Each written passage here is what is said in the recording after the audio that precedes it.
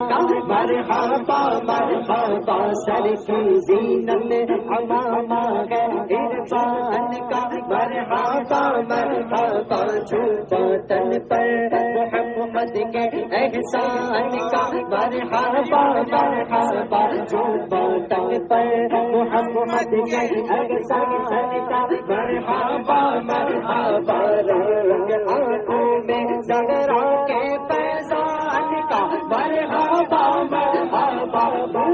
چہرے سنا دی مدینے کی ہوا،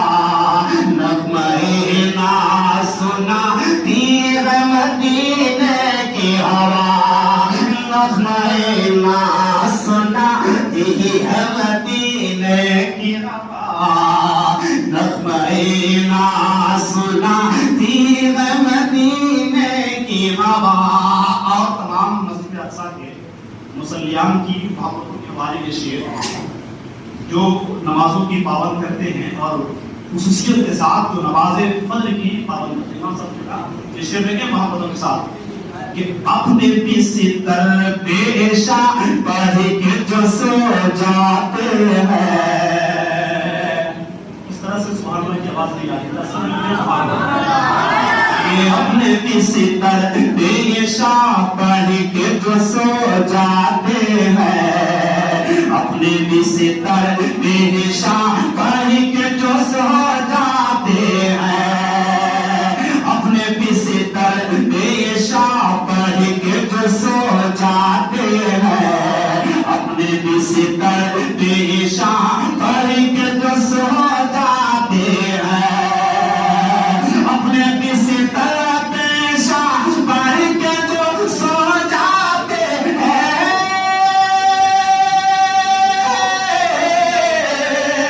اپنے بستر پیشہ پڑھ کے جو سو جاتے ہیں، فجر سے پہلے جگہ دی ہے مدینے کی ہوا،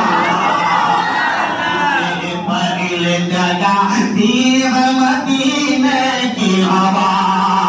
فجر سے پہلے جگہ دی ہے مدینے کی ہوا، فجر سے پہلے جگہ دی ہے مدینے کی ہوا، کہ اپنے بستر پیشہ پڑھ کے جو سو جاتے ہیں، اپنے بستر پیشہ پڑھ کے جو سو جاتے ہیں، اپنے بستر پیشہ پڑھ کے جو سو جاتے ہیں، اپنے بستر پیشہ پڑھ کے جو سو جاتے ہیں، فجر سے پہلے جگہ دی ہے مدینے کی ہوا،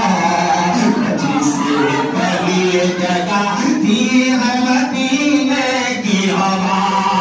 فجر سے پہلے جگہ دی ہے مدینے کی ہوا،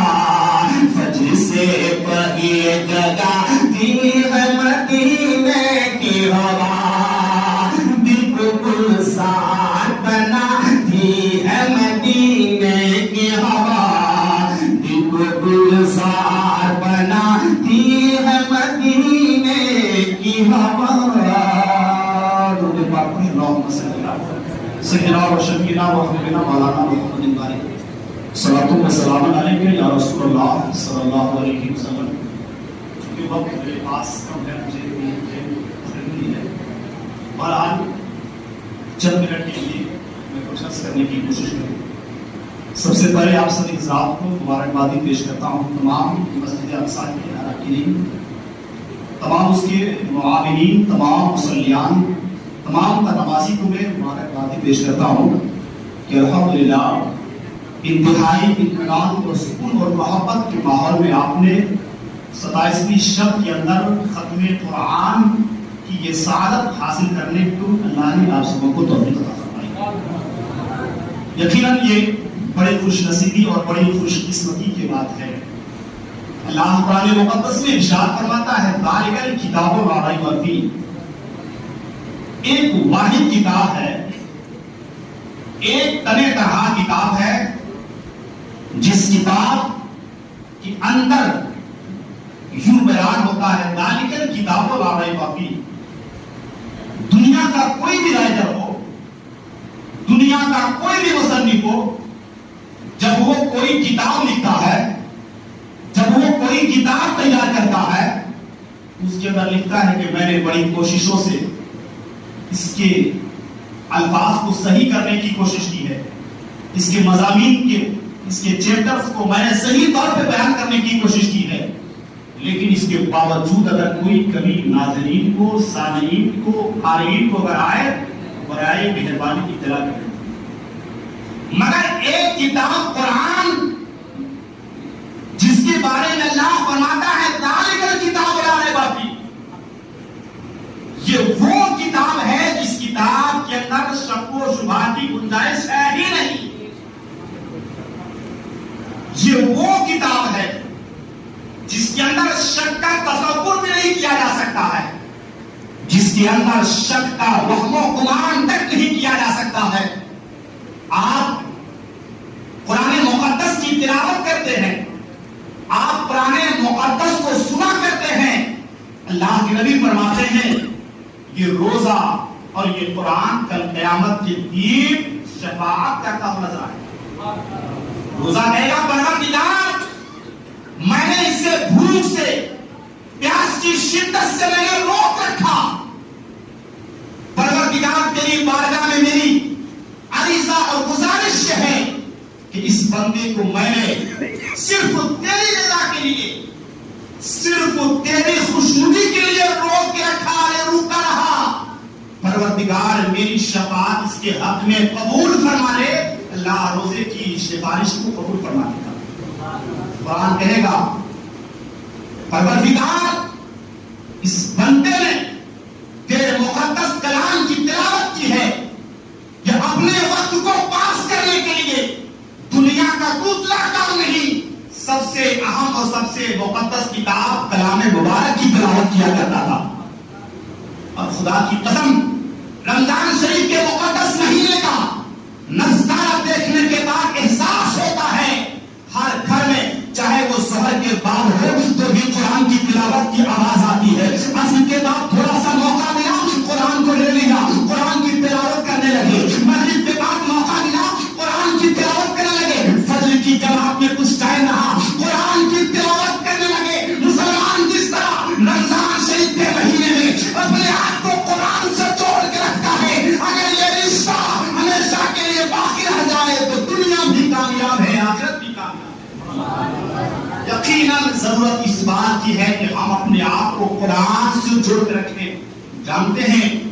حافظ قرآن کا مرتبہ کیا ہے؟ اب اندازہ کریں اگر کسی بکرے میں اس کی کھال پہ اگر اللہ لکھا اگر ملتا ہے تو لوگ اس کی قیمت کروڑ روپے لگاتے ہیں، ہے کہ نہیں؟ کہیں اگر پیڑ میں لکھا ہوا مل گیا اللہ تو لوگ اس کی بے حساب قیمت لگاتے ہیں۔ میں عرض کرنا چاہتا ہوں صرف اس کھال پہ اللہ لکھا ہوا ہے تو آپ اس کی قیمت کروڑ روپے لگاتے ہیں، مگر جس کے سینے میں پورا قرآن ہو اس کی قیمت کا اندازہ کون کر سکتا ہے؟ جس کے سینے میں پورا قرآن کا 30 پارہ ہو اس کی قیمت کا اندازہ کون لگا سکتا ہے؟ اور یاد رکھیں یہ وہ قرآن ہے، اللہ خود فرماتا ہے لو انزلنا هذا القرآن على جبل لرأيته خاشعا متصدعا من خشية الله۔ اللہ فرماتا ہے اگر میں اس قرآن کو پہاڑ کے اوپر نازل کرتا، اگر میں اس قرآن کو پہاڑ کے اوپر نازل کرتا تم دیکھتے وہ ریزہ ریزہ ہو جاتے، وہ تباہ و برباد ہو جاتے، وہ چکنا چور ہو جاتے، مگر آپ اندازہ کریں ایک کتاب قرآن مقدس ہے، ایک اللہ کا کلام قرآن ہے کہ مسلمان کا 12 سال کا بچہ اپنے سینے میں محفوظ کرتا ہوا نظر آ رہا ہے، مسلمان کا 15 سال کا بچہ اپنے سینے میں محفوظ کر رہا ہے۔ یاد رکھو یہ کچھ نہیں، یہ قرآن کی حفاظت کا ایک راستہ ہے جسے اللہ رب العزت نے عطا فرمایا۔ چونکہ اللہ فرماتا ہے ہم قرآن کی حفاظت کرنے والے، اللہ فرماتا ہے اِنَّا نَحْنُ نَزَّلْنَا الذِّكْرَ وَإِنَّا لَهُ لَحَافِظُونَ، کہ ہم نے قرآن کو نازل کیا اور ہم ہی اس کی حفاظت کرنے والے۔ آپ جانتے ہیں اس وقت سے لے کر اب تک ہمیشہ یہ کوشش کی جاتی رہی کہ قرآن کو مٹا دیا جائے، قرآن کی آیت کو مٹا دیا جائے۔ ایسے کمبخت اس دنیا میں آتے گئے جس نے قرآن کے اوپر اعتراض کرنے کی کوشش کی، مگر یاد رکھو جب قرآن کی آیت نازل ہوتی اللہ کے نبی صحابہ کرام کو حکم دیتے کہ اس آیت کو جاؤ خانہ کعبہ کی دیوار پہ چسپا کر دیا جائے، اسے خانہ کعبہ کی دیوار پہ لگا دیا جائے۔ لوگ جب اسے دیکھتے عرب کے بڑے بڑے زبان رکھنے والوں سے کہا جاتا اگر تمہارا گمان یہ ہے، اگر تم یہ کہتے ہو کہ یہ قرآن خدا کا کلام نہیں بلکہ کسی انسان کا کلام ہے، اگر تمہارا کہنا یہ ہے کہ یہ قرآن انسان کا کلام ہے تو تم بھی تو انسان ہو، تمہارے پاس بھی تو زبان ہے، تمہارے پاس بھی تو فصاحت ہے، تمہارے پاس بھی تو بلاغت ہے، لے آؤ قرآن کی جیسی ایک آیت لے آؤ۔ اگر تم یہ کہتے ہو کہ یہ قرآن اللہ کا کلام نہیں بلکہ انسان کا کلام ہے، یہ اختصار دے کے جب سورہ کوثر نازل ہوئی اللہ کے رسول علیہ السلام نے ارشاد فرمایا جب اسے خانہ کعبہ کی دیوار پہ چسپا کر دیا جائے، انا اعطیناک الکوثر، اسے چسپا کر دیا گیا، اسے لگا دیا گیا۔ عرب کے بڑے بڑے زبان رکھنے والوں سے کہا گیا لاؤ قرآن کی طرح ایک آیت لے آؤ، اس کا مقابل پیش کر دو۔ لوگ بڑے بڑے زبان رکھنے والوں کے پاس گئے، تم بہت اکیلے میں کہا کرتے ہو یہ قرآن انسان کا کلام ہے، یہ قرآن خدا کا کلام نہیں ہے۔ لوگ قرآن تمہیں چیلنج کرتا ہے، قرآن تمہیں للکارتا ہے، اگر یہ خدا کا کلام نہیں ہے، اگر یہ اللہ کا کلام نہیں ہے تو تمہارے پاس بھی تو زبان ہے، تمہارے پاس بھی تو فصاحت ہے، تمہارے پاس بھی تو بلاغت ہے۔ قرآن کی اس آیت کو لگا دیا گیا، انا اعطیناک الکوثر لگا دیا گیا۔ عرب کا ایک بہت بڑا شاعر جسے امرؤ القیس کہا جاتا ہے، لوگ اس کے پاس گئے کہ تمہارے پاس بڑی زبان ہے، تم بہت اچھے ہو، تمہارے پاس اچھی زبان ہے، تم اس آیت کی طرح لے آؤ، حدیث اور تاریخ کی کتابیں کہاں ہے؟ اس نے اس آیت کے اندر لکھا ما ھذا کلام البشر، یہ کسی انسان کا کلام نہیں بلکہ خدا کا کلام ہے۔ اس لیے ہر دور میں اٹھتے ہیں یزیدی فتنے، ہر دور میں شبیر جنم لیتے ہیں۔ کوئی 26 آیتوں کی بات نکالنے کی کر رہا تھا، اللہ نے اسے ایمانی سے نکال دیا۔ یقیناً قرآن سے رشتہ مضبوط کریں اور قرآن سے رشتہ آپ اپنا آپ مضبوط کریں، انشاءاللہ آپ کی یہ دنیاوی زندگی بھی کامیاب رہے گی، آخرت کی زندگی بھی کامیاب رہے گی۔ حافظ قرآن سے کہا جاتا قاری قرآن پڑھتا جا اور پڑھتا جا، درجے اپنے آپ کو نکالتا جا، تو جہاں تک جائے گا وہ سارے درجے تمہارے مقدر میں لکھ دیے جائیں گے۔ اس لیے ہم اپنے حافظ قرآن سے، اپنے عالم دین سے محبت کرتے ہیں، اس لیے کہ یہ نائب کسی اور کی نہیں، یہ جانشین کسی اور کی نہیں بلکہ اللہ کے رسول کے نائب اس کے جانشین ہیں۔ چونکہ وقت ہو چکا ہے، میں گزارش کروں گا کیا وہ آئیں گے، علی بھائی آ رہے ہیں، گلگوشی کا دیگر جو پروگرام ہے آپ اسے دیکھیں گے انشاءاللہ، پھر ملاقات ہوگی۔ اللہ تعالیٰ آپ سب کو سلامت رکھے۔ استغفر اللہ ربی من کل ذنب واتوب الیہ۔ مسجد اقصی کے تمام اراکین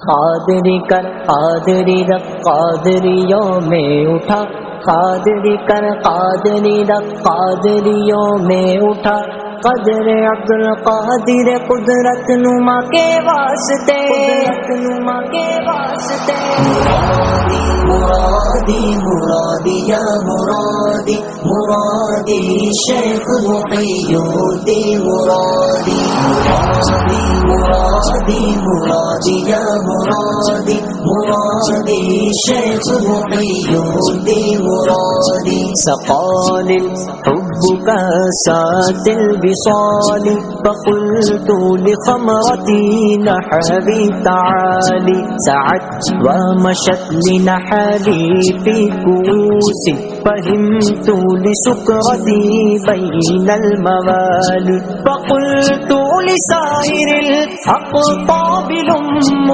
فقلت لسائر الأقطاب لم بحالي، وادخلوا أنتم رجالي، أنتم رجالي۔ مرادی مرادی مرادی یا مرادی مرادی شیخ محی الدین مرادی مرادی مرادی مرادی یا مرادی مرادی شیخ محی الدین مرادی کھلا میرے دل کی کلی غوث اعظم مٹا قلب کی بے کلی غوث اعظم میرے چاند میں صدقے آ جا ادھر بھی چمک اٹھے دل کی کلی غوث اعظم تیرے رب نے مالک کیا تیرے جد کو تیرے گھر سے دنیا پلی غوث اعظم کہا جسے یا غوث غشنی تو دم میں برائی مصیبت ٹلی غوث اعظم میری روزی مجھ کو عطا کر دے آقا تیرے در سے دنیا نیلی غوث اعظم نہ مانگوں میں تم سے تو پھر کس سے مانگوں کہیں اور بھی گئے چلی غوث اعظم سدا گریاگا میں نہ دوں تو کہاں دوں کوئی اور بھی گلی غوث اعظم جو قسمت ہو میری بری اچھی کر دے جو عادت ہو بد کر بھلی غوث اعظم تیرا مرتبہ